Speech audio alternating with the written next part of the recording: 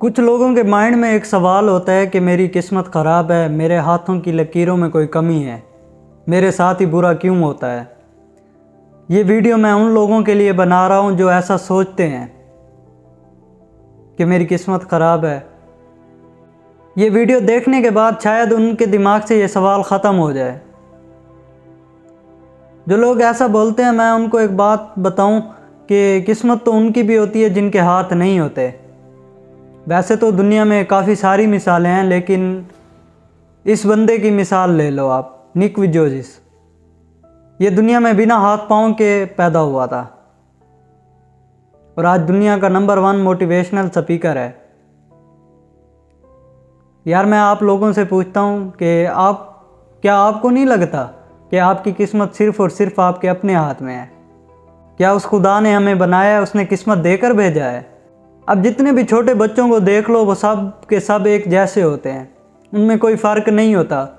लेकिन जैसे जैसे वो बड़े होते जाते हैं, वो अपनी किस्मत खुद बनाते हैं। जो बच्चा सही रास्ता अपनाता है और मेहनत करता है, वो एक कामयाब इंसान बन के दिखाता है खुद को। हम उन्हें सक्सेसफुल कहते हैं। और कुछ बच्चे होते हैं जो बुरे कामों में लग जाते हैं, मेहनत नहीं करते, बाद में एक मकाम पर वो नाकाम हो जाते हैं और हम लोग उन्हें फेलियर कहते हैं। फिर वही बोल रहे होते हैं कि यार मेरी किस्मत ख़राब है, मेरे हाथों की लकीरों में कोई कमी है, मैं इसलिए कामयाब नहीं हो पाया। यार, कभी उसने ये भी सोचा है कि उसकी किस्मत क्यों ख़राब है, वो नाकाम क्यों हुआ है? उसकी सिर्फ़ एक ही वजह हो सकती है, जो पिछले वक्त में उसने बुरे काम किए थे। सारा खेल ही इसी चीज़ का है। किस्मत को बुरा भला कहना छोड़ दो। किस्मत का कोई कसूर नहीं है, ना ही उस खुदा का कोई कसूर है।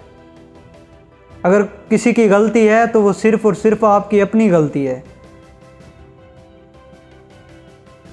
आज की वीडियो में इतना ही। मिलते हैं अगली वीडियो में, तब तक अपना ख्याल रखिएगा और कमेंट में ज़रूर बताइएगा कि आपको अगले किस टॉपिक पर वीडियो चाहिए।